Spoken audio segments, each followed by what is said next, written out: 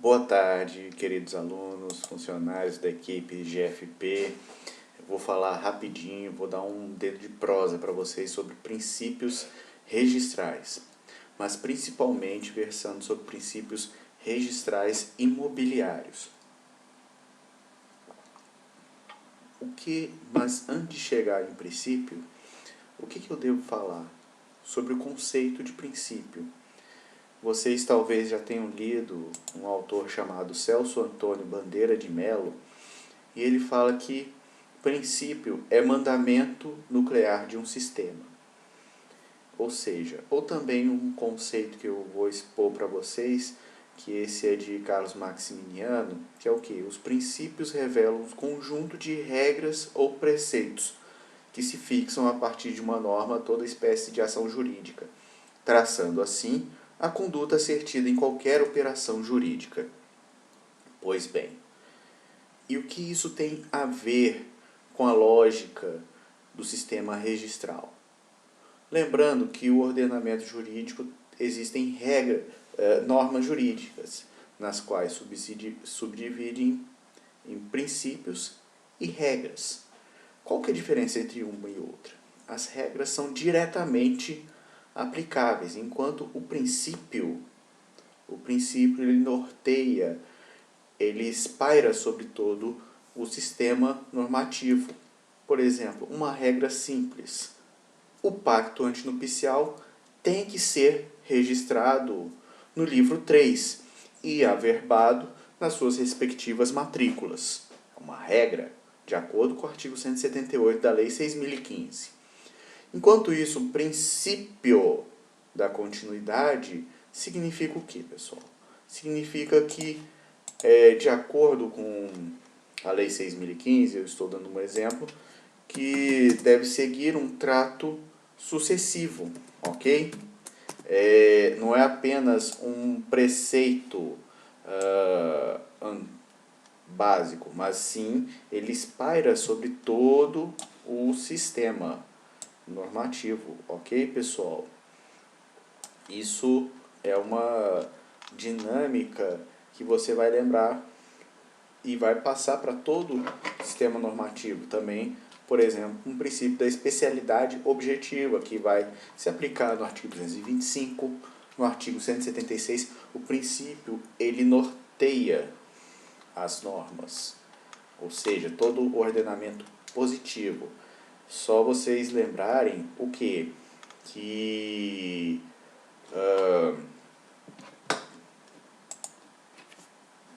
não há o ordenamento jurídico estruturado como se fosse uma pirâmide, certo? E isso significa o quê? Que tem uma parte acima, que é a Constituição Federal, que devemos seguir, as leis, os atos normativos e os atos regulamentares. O que é um ato regulamentar? Por exemplo, o código de norma que a gente segue. Lembrando que ainda há elementos acima, numa qualificação do título. Qual que é a primeira instância que vocês acabam lendo? De acordo com o código de norma, se permite ou não se permite. Aí depois, a lei 6.015, a lei 8.935, entre outras e outras. Por exemplo, a lei 6766, que é a lei de loteamentos, que vai regulamentar quais são as regras necessárias, a documentação necessária para fazer um loteamento. E isso implica no quê? Isso implica, pessoal, que, ou seja, não se faz do nada. Um registro é feito de acordo com a lei. Vocês cumprem a lei. Não é apenas que muitos falam de acordo com a prática. Era assim que a gente fazia, de acordo com o antigo registrador, então vou continuar fazendo assim. A gente age não de acordo com fulano cicrano, mas de acordo com a lei. Por isso que um dos princípios regentes que eu vou começar é o princípio de qual? Da legalidade. Porque a gente segue a lei. E quais são os sistemas registrais, portanto? Existe o sistema mais o dito fraco ou sistema de registro de documentos. Um exemplo disso é o sistema francês. Por que o sistema francês ele é fraco? Ele se baseia nos documentos, tanto que esse contrato ele já é translativo de direito. Artigo 1245 do nosso sistema. A propriedade só se transmite com o registro. O que isso tem a ver? Que o registro no sistema francês e na maioria dos estados americanos é um sistema fraco. Por quê? É um sistema meramente cadastral. O sistema adotado na Lei 6.015, ele se inspira muito no sistema alemão. Logicamente, não de presunção absoluta. A gente falta muita coisa para ter uma presunção absoluta, e nosso sistema é um tanto diferente, tem umas peculiaridades grandes, principalmente em relação ao artigo 891 do Código Civil Alemão, que é o sistema de Auflösung, que é de transmissão. A gente é um sistema constitutivo vinculado, não é abstrato. Certo? A nossa presunção é relativa, enquanto o sistema alemão é absoluta. O sistema alemão em torrens é um sistema ultra forte, que possui uma presunção absoluta. E eu digo também uma das exceções. Por exemplo, eu não falo que a presunção absoluta, por exemplo, nos nossos registros feitos por via da usucapião, mesmo sendo aquisição originária, não gera presunção absoluta. Pode ser lidida de acordo com o artigo 216, ou 214 também, da Lei 6.015. Ou seja, a presunção ela é relativa ainda. A gente está caminhando para uma presunção absoluta, principalmente quando vou dar um exemplo no artigo 54 da Lei 13.097. Não com 13.997, não é Lei 13.709. Uma lei é uma lei, outra lei, a 709, que até rege sobre publicidade, ela versa sobre a Lei Geral de Proteção de Dados. Eu estou fazendo uma mistureba, pessoal, mas vocês vão colmatar o pensamento, vocês vão entender, vocês vão compreender a lógica do sistema registral. Eu estou dando essa aula para quê? Para vocês começarem a pensar assim, aquele título X ou Y, como é que eu posso dar uma qualificação adequada? Por exemplo, como eu posso fundamentar uma nota de exigência ou de devolução? Por isso que eu vou recomendar para vocês, aqui no cartório, a botar o quê? Sempre um código de normas, para vocês lembrarem do ordenamento jurídico, e essa principiologia para começarem a pensar, certo? Começarem a pensar e qualificar e inserir os princípios dentro da lógica registral. Isso aí é uma dinâmica para vocês começarem a pensar. E agora vocês todos viram o livro de transcrição. E eu digo que o sistema de transcrição é um sistema legitimamente brasileiro. Lógico, ele teve vigente até 1976. Existe sim reminiscência do sistema de transcrição. Onde? No registro de títulos e documentos. Ele é um sistema de transcrição. Mas para o registro de imóveis é um sistema legitimamente brasileiro. Que o que? Você vincula um folho pessoal. E atualmente a gente trabalha com folho real. Ou seja, está vinculado ao imóvel. Uma escritura pode ter 10 imóveis rurais, numa transcrição. Ou seja, e tem uma sequência. Lógico, o nosso sistema de transcrição, se tivéssemos a tecnologia de hoje, talvez teria uma ressurreição, mas ele tem suas vantagens, suas desvantagens. Mas ficamos com um sistema de matrícula, até porque, de acordo com preceitos internacionais, ele se adequa melhor. Numa prática, você tem uma especialidade objetiva no imóvel, você tem uma descrição precisa e tem uma congruência melhor com os dados cadastrais pertinentes ao imóvel. Vocês imaginam botar, por exemplo, um cadastro, um CCIR dentro de uma transcrição? Não consegue. ou uma descrição georreferenciada dentro de uma descrição, não consegue. Então, vocês encontram dificuldade. Então, talvez, se a transcrição fosse feita como tem no RTD, é um sistema de transcrição, um sistema informatizado, talvez daria, mas agora, como se diz, já estamos, não adianta reinventar a roda e discutir se essa transcrição é adequada ou não. Estamos num sistema de matrícula, o livro matriz, e que não é uma novidade no direito brasileiro, que já existia. Se vocês pegarem o livro de Torrens, tem lá o livro matriz. Mas desde 76 existe o livro matrícula, que é o livro, pessoal, número 2, certo? Por isso que é a unicidade matricial. Ok, pessoal? Pois bem, vou esmiuçar alguns princípios pertinentes ao registro de imóveis. Um deles, um dos principais, é a fé pública. Por que fé pública? É a base do registro. O que está constante do registro goza de fé pública, de crença, de presunção de veracidade. Ou seja, quem é da equipe da certidão, aquilo que é constante da certidão presume-se válido e verdadeiro, certo? Só possível ser dito mediante prova em contrário, certo? Agora, pessoal, o princípio da legalidade. O que é o princípio da legalidade? Não é só a lei em sentido estrito, não é só a lei ordinária. Vocês, muitos da equipe não têm formação jurídica, mas a diferença entre lei ordinária e complementar, vocês sabem muito bem a diferença.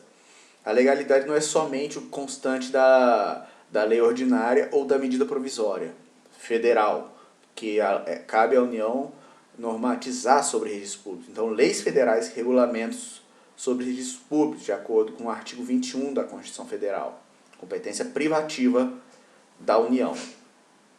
Certo?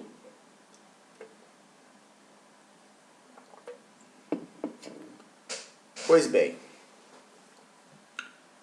essa legalidade também pode ser explanada mediante aqueles atos regulamentares que eu explanei abaixo no ordenamento jurídico. Por exemplo, um provimento da corregedoria, ele regulamenta, mas ele tem um fundamento legal. O provimento 65 do Conselho Nacional de Justiça, ele não regulamenta sobre a uso do capião, ele tem força de lei? Não posso dizer que tem força de lei, mas a gente aplica de acordo com uma legalidade. É uma regulamentação, certo? Por isso que, de acordo com essa legalidade, a gente só pode agir de acordo com o ordenamento jurídico. Tanto isso, você pegar assim, o que a gente pode registrar no registro de imóveis? De acordo com o que está no artigo 167, inciso 1 e 2. Lógico, no inciso 1 ele é taxativo, no inciso 2 ele é enunciativo. Vamos lembrar disso, pessoal? Enunciativo, ou seja, são os atos de averbação. Outra legalidade, incidência, princípio da legalidade, na cobrança de emolumentos. A gente cobra de acordo com a lei, atos regulamentares, provimento da corregedoria e por aí a tabela do Tribunal de Justiça. Ou seja, o ordenamento jurídico se engrenando até chegarmos numa situação de plena legalidade. Certo? Outro pilar do registro de imóveis é o princípio da publicidade.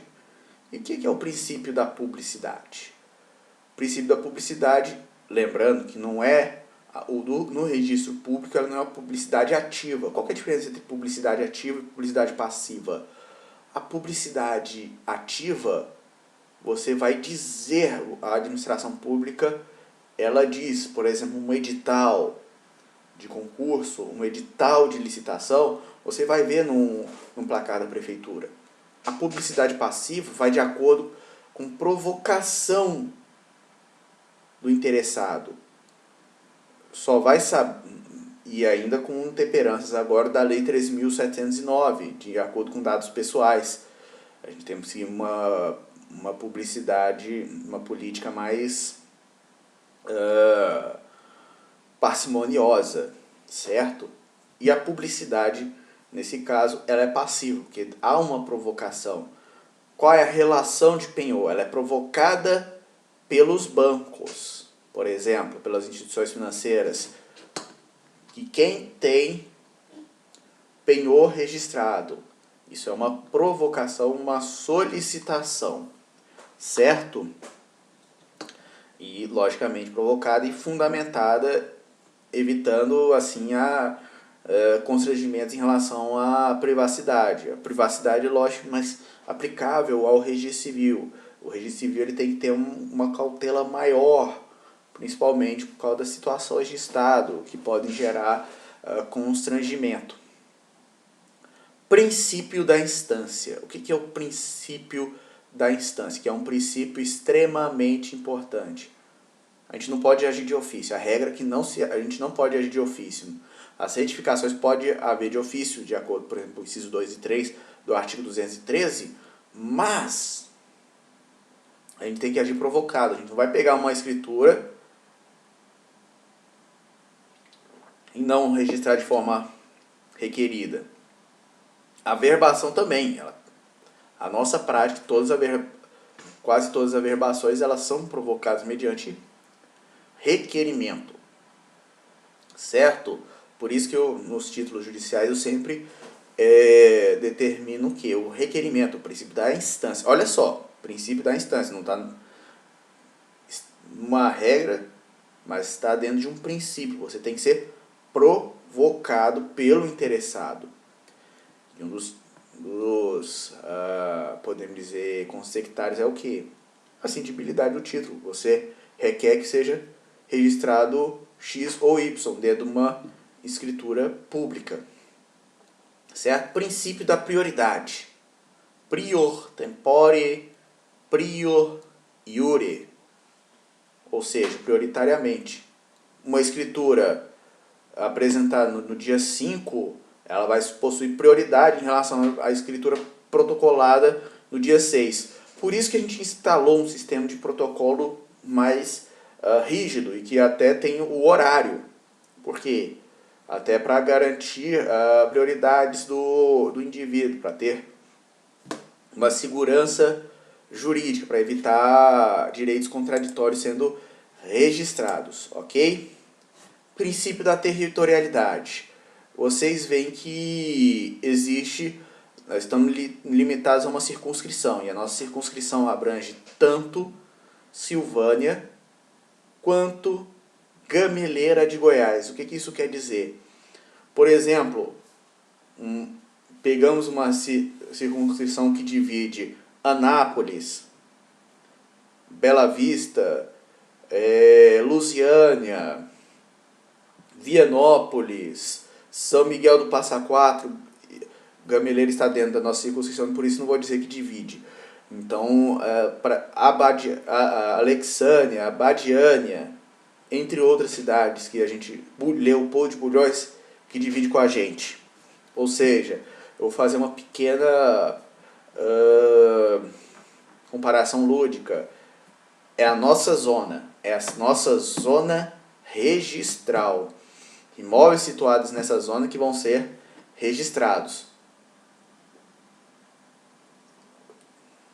Lembrando que, se seguimos a boa regra da Lei 6.015, se tiverem imóveis em zonas contíguas, ou seja, que abrange 2 zonas, o que deve ser feito? Registro em cada uma da circunscrição, certo?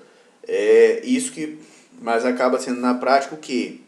Baseamos imóveis com os dados cadastrais, por exemplo, do CAR ou do CCIR. Por quê? São dados oficiais. Onde é que está esse imóvel?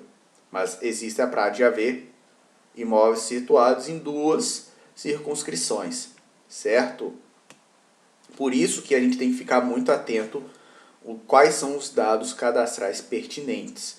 Por isso que até a ferramenta do georreferenciamento ela é extremamente importante para isso, para tal propósito. Porque quando há essa situação, você vai evitar o duplo registro, ok? Princípio da continuidade ou trato sucessivo. Você a matrícula do imóvel tem que espelhar a vida jurídica dele, a sequência de compras e vendas.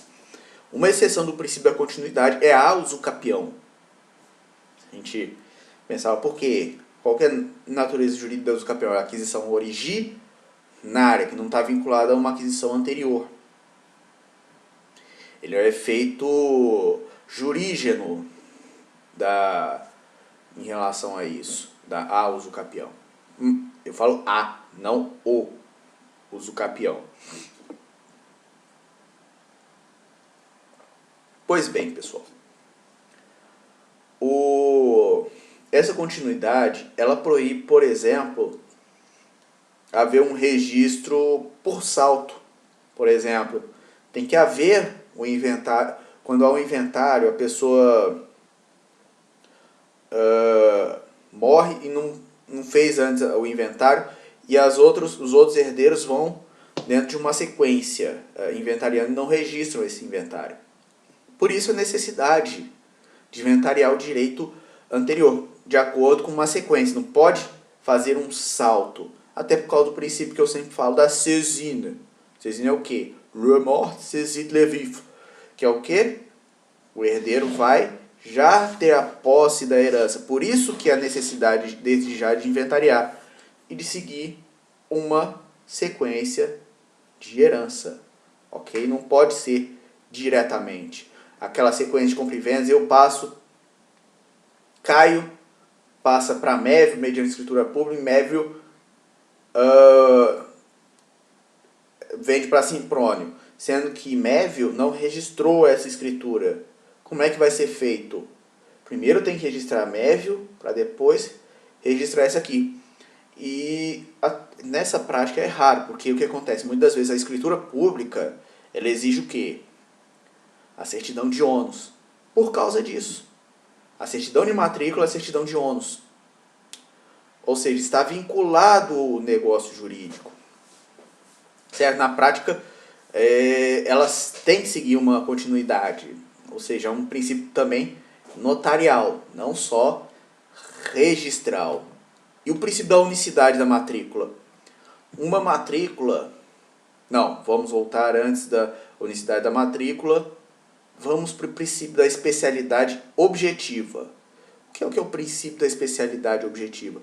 O imóvel tem que estar descrito nas suas formas. Vocês vão ver o artigo 167, o 176, desculpa pessoal, que vai pegar o parágrafo 3º, quais são os requisitos da matrícula. E uma delas é a descrição do imóvel, certo? Por exemplo, no imóvel rural, a descrição georreferenciada. Por isso, com base nesse princípio, que eu exijo o georreferenciamento quando é oriundo de transcrição independente da metragem. Por causa disso, eu sigo uma legalidade, e eu estou de acordo com uma legalidade. Porque quem está acima, uma lei ou um decreto? Para mim, a lei. Por isso que eu exijo sempre na transcrição, quando é o imóvel de transcrição, o georreferenciamento, certo? Isso eu firmo nisso.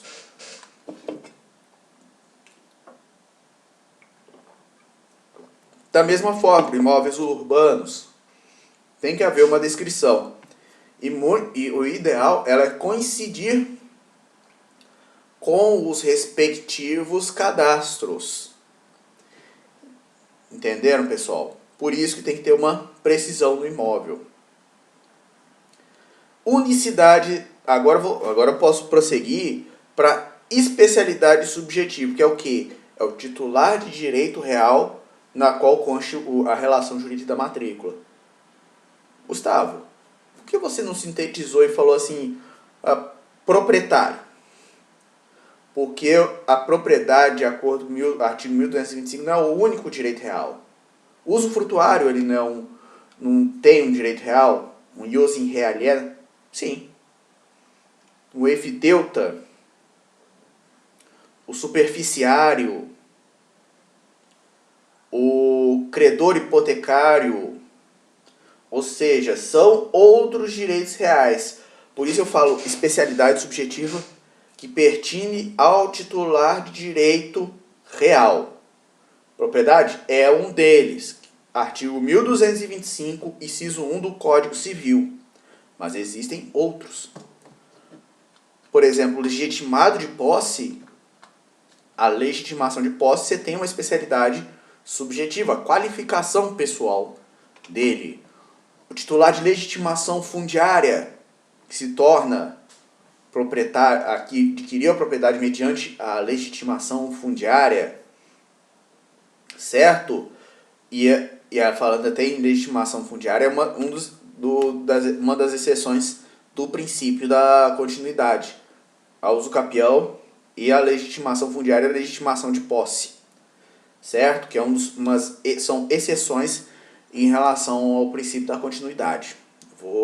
Se você está vendo que eu estou fazendo saltinhos aqui, porque são extremamente importantes, certo? Pois bem, unicidade da matrícula. A cada imóvel, uma matrícula. Aí vocês vão falar assim, Gustavo, mas e os condomínios, aquilo não são imóveis? É condominum, ou seja, uma situação de fato, o princípio que veste todos os condomínios é o quê? A temporalidade. Um dia aquilo vai ser extremado, vai ser loteado, vai ser desmembrado de alguma forma, certo? A regra é a temporalidade em relação ao condomínio. Por isso que é o prazo de 5 anos em relação à escritura de extremação, certo? Ou seja, condomínios nasceram não para ser para sempre. Uma hora vão ter que ser divididos. E com isso, vários imóveis. Uma matrícula não pode ter vários imóveis, certo? Que aquilo é uma situação de fato suportada pelo direito. Ok? Princípio da taxatividade. O que é o princípio da taxatividade? Pessoal, dever de casa para vocês. Artigo 167 e o artigo inciso 1, inciso 2. O que deve ser registrado na matrícula? Está tudo no inciso 1, certo? Os direitos reais são taxativos. E você vê que cada vez mais aumenta esse rol. Você pegar o texto original da Lei 6.015 e o texto atual, o rol quase que triplicou. Da mesma forma dos atos de averbação. E lembrando, o rol de averbação ele é enunciativo, ao contrário dos atos submetidos a registro, mas todos se devem submeter à legalidade. Ok, pessoal? E também o princípio da concentração dos atos na matrícula. Ou seja, se há uma penhora, se há uma restrição, se há uma ação rei persecutória, ela deve ser averbada na respectiva matrícula. Se não, artigo 54, se há uma rigidez no negócio jurídico, não há uma fraude de execução, não há uma fraude contra credores. Por isso que muitos advogados requerem isso, até para evitar uma eventual venda. Dever de casa, o 375 súmula 375 do Superior Tribunal de Justiça. Pessoal, para vocês lembrarem, qual que é a diferença entre averbação e registro? Qual que é a diferença? Eu vou dar quem é do registro civil e está vendo isso, vocês vão ter uma compreensão melhor o porquê ser uma averbação e não um registro, e um registro ser um registro. É de uma tradição jurídica a gente falar a questão de averbação, porque, segundo a Frande de Carvalho, não há diferença ontológica, tanto do registro quanto da averbação. é o que a verbação é o que a lei diz que é. Como se diz, registro é gênero no qual a verbação seria espécie. Tem um registro em sentido estrito, previsto em lei, taxativo, e a verbação, são atos tais previstos em lei também, certo? Mas vamos pegar a questão histórica. Por que a verbação? Você averba a margem do termo.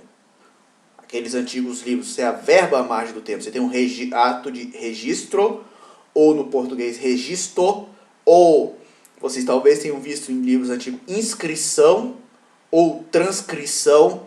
A Lei 6.015, ela abrange todos esses termos. Por isso que a verbação e o registro, ela tem uma diferenciação. Por isso vocês sempre tem que ter, eu até recomendo vocês imprimirem o artigo 167 e o inciso 1 e o inciso 2, para quais seriam os respectivos atos de diferença. Não é uma diferença ontológica, mas se tivéssemos ainda um livrão antigo, seria aqueles previstos no inciso 2 seriam averbados à margem da matrícula. Tanto isso no livrão tem aquela margem, escrito averbações, certo?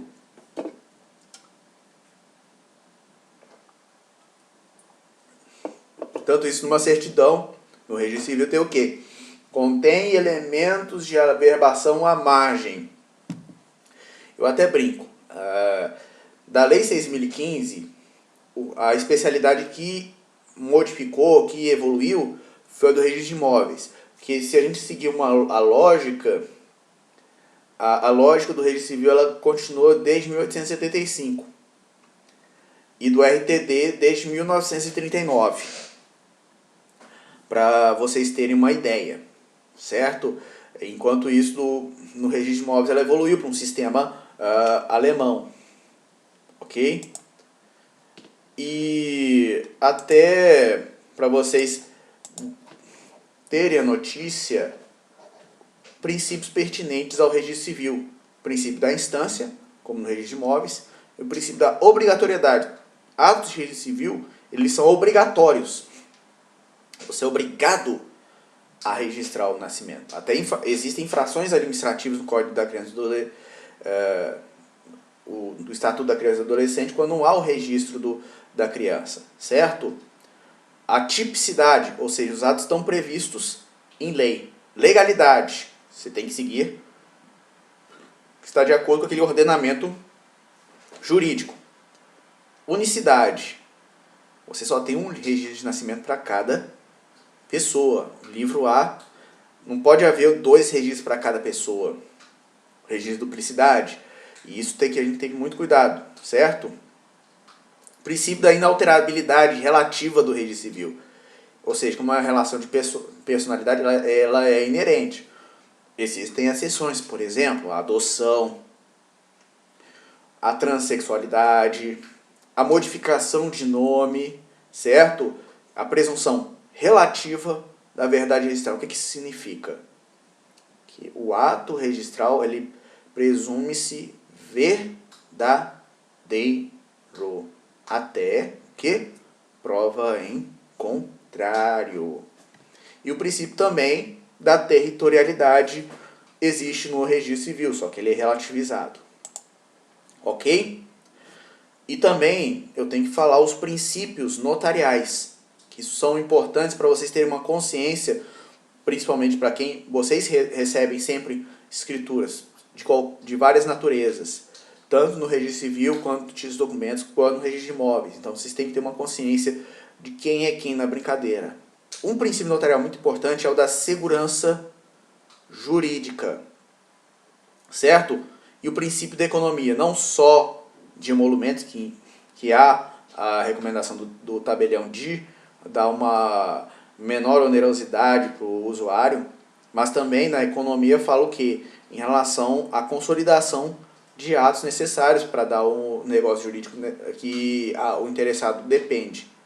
O princípio da forma, depende da formulação. O princípio da liberdade notarial, que o tabelião não se vincula a minutas, ele se vincula à sua própria consciência, ele tem uma autonomia. Outro princípio da rogação ou instância, você tem que ser provocado, certo?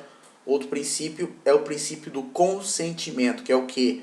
Você tem que manifestar a vontade, ok? Outro princípio importante é o princípio da unidade formal do ato. Quanto mais consolidado o ato, uma escritura pode conter vários atos jurídicos, ok? E o princípio da materialidade, que é o quê? A formalização do negócio jurídico. E o que? Ele deve ser devidamente arquivado no tabelionário de notas. Pessoal, isso é uma aula teste para vocês terem consciência do sistema principiológico, para vocês abrirem, expandirem a consciência de vocês em relação ao sistema registral. E estamos aqui juntos. Vamos que vamos. E daqui a pouco, daqui a uns dias, teremos mais aulas. Ok? Um grande abraço e uma excelente semana.